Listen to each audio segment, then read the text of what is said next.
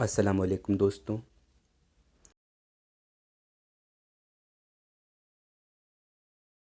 अच्छा मेटाबॉलिज्म जो है वही आपको जवान भी बनाए रखता है। पिछली एक वीडियो में मैंने आपको बताया था कि बालों को सफ़ेद होने से रोकने के लिए सर की तरफ खून का प्रवाह ज़्यादा करने वाली एक्सरसाइज की सलाह दी जाती है, जिससे ज़्यादा मेलेनिन सर की तरफ पहुँचे और बाल काले रहें। मैंने इसका उदाहरण अपने एक कज़िन भाई पर पूरा होता भी देखा कि वो हमेशा से नमाजी रहे हैं और 45 साल की उम्र में भी उनके सर पर सफ़ेद बाल ढूंढे नहीं मिल रहे थे। इसी तरह सर की तरफ ज़्यादा अच्छा ब्लड फ्लो होने पर दिमाग को ज़्यादा ऑक्सीजन मिलती है, जिससे दिमाग को शांति और सुकून का अनुभव होता है और जहनी तनाव वगैरह दूर करने में मदद मिलती है। याददाश्त अच्छी होती है, ध्यान एकाग्र होता है और आपकी सोच में पॉजिटिविटी आती है। आज के ज़माने में डिप्रेशन और दिमाग से जुड़ी परेशानियां बढ़ती जा रही हैं, तब खुद डॉक्टर आपको मेडिटेशन की सलाह देते हैं। अच्छा, सजदे में खून का दौरान आपके चेहरे की तरफ भी ज़्यादा होता है। इसका मतलब आपके चेहरे की त्वचा भी अच्छी रहेगी, आँखों की तरफ ब्लड फ्लो बढ़ेगा तो आँखें अच्छी रहेंगी, आपकी नज़रें तेज़ रहेंगी। साथ ही जब चेहरे के दाग धब्बों, झुर्रियों वगैरह से बचने के लिए सौंदर्य विशेषज्ञों की ये सलाह कि दिन में 2-4 बार सादे पानी से चेहरा ज़रूर धोएं और ख़ासकर सुबह उठने के बाद और रात में बिस्तर पर जाने से पहले। दूसरी ओर अच्छी ओरल हेल्थ के लिए कि दांत और मसूड़े स्वस्थ रहें, मुंह से बदबू ना आए, इसके लिए डॉक्टर सलाह देते हैं कि दिन में 2 बार कम से कम कुल्ला करना चाहिए।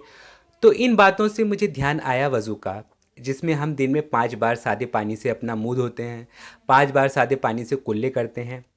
इन सब में सिर्फ़ और सिर्फ हमारे फ़ायदे के अलावा और क्या है। नमाज अदा करने के लिए बंदा पाक रहने का जतन करता है और पेशाब करने के बाद हर बार साफ पानी से अपने इन अंगों को धो लेता है। इस प्रैक्टिस से मुस्लिम स्त्री पुरुषों में गुप्तांगों के कैंसर की दर शेष समुदायों से काफ़ी कम है। भारत में गर्भाशय मुख कैंसर यानी सर्वाइकल कैंसर से मर जाने वाली औरतों की संख्या शेष विश्व के मुकाबले सर्वाधिक है, यानी इस क्षेत्र में भी भारत की हालत विश्व में सबसे बदहाल है। आंकड़ों के मुताबिक भारत में हर वर्ष स्त्रियों में गर्भाशय मुख कैंसर के 1,32,000 नए केस दर्ज किए जाते हैं और ये आंकड़ा आज से 7-8 साल पुराना है। 1,32,000 नए केस दर्ज किए जाते हैं, इनमें से 72,000 स्त्रियां इस रोग के कारण मर जाती हैं। शेष स्त्रियों के ऑपरेशन करके उनके गर्भाशय सफलतापूर्वक निकाल दिए जाते हैं, यानी वो सदा के लिए औलाद की खुशी से हाथ धो बैठती हैं। महिलाओं में सर्वाइकल कैंसर फैलने का एक बड़ा कारण निजी अंगों की स्वच्छता के प्रति उन महिलाओं की लापरवाही बताई जाती है।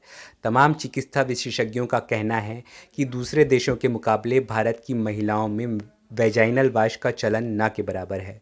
इसलिए यहाँ की महिलाएं वैजाइनल इन्फेक्शन यानी योनि संक्रमण से सबसे ज़्यादा प्रभावित रहती हैं।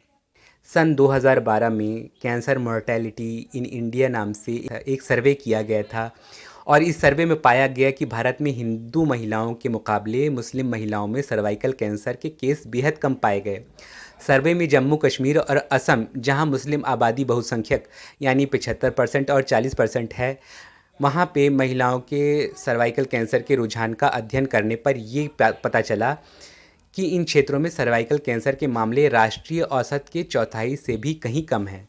सर्वे में ये निष्कर्ष निकाला गया कि मुस्लिम महिलाओं में गर्भाशय मुख कैंसर के मामले नगण्य पाए जाने का कारण मुस्लिम पुरुषों में अनिवार्य खतना प्रथा है, जिससे कैंसर कारक वायरस सेक्सुअली ट्रांसमिट नहीं होते। दूसरा कारण मेरी समझ में यही आता है कि मुस्लिम स्त्री पुरुष जो थोड़ी भी नमाज़ पढ़ते हैं वो अपने गुप्तांग धोकर साफ़ रखते हैं, जिससे वहाँ पर कीटाणु नहीं पनप पाते, वायरस नहीं पनप पाते। हालांकि ये विषय थोड़ा अलग जा रहा है, पर नमाज से इसलिए जुड़ा हुआ है क्योंकि नमाज के लिए स्वच्छता बनाना ज़रूरी है और इसके बगैर नमाज होती नहीं, इसलिए ये फ़ायदा भी नमाज का है। खैर, नमाज के आध्यात्मिक मकसद को देखूं तो मेरी समझ में आया है कि अपनी ज़िंदगी में मशगूल रहने वाले लोग चाहे खुदा की ज़ात पर कितना ही यकीन रखते हों, लेकिन जब वह इबादत नहीं करते, मतलब उनकी प्रैक्टिस नहीं होती इबादत की, नमाज की, रोज़ की, तो वो खुदा को अपने से दूर समझने लगते हैं। और फिर अगर उन पर कोई परेशानी आ जाए तो अल्लाह पर भरोसा रखने की बजाय गुनाह के रास्तों से परेशानी दूर करने की खुद कोशिश भी करने लगते हैं और बहुत से नेक लोग परेशानियों के वक्त खुदा को नाराज़ समझकर डिप्रेशन में डूब जाते हैं, जबकि हकीकत यह है कि अल्लाह कभी दूर नहीं होता और उन लोगों से नाराज़ भी नहीं होता जिन्होंने इंसानियत के ख़िलाफ़ कोई बड़ा गुनाह नहीं किया है। ये एहसास बंदे के दिमाग में तब बना रहता है जब रोज़ इस बात की याद दहानी उसे हो, और ये याद दहानी नमाज के ज़रिए उसे रोज़ होती है कि हाँ, मेरा रब मेरे साथ है।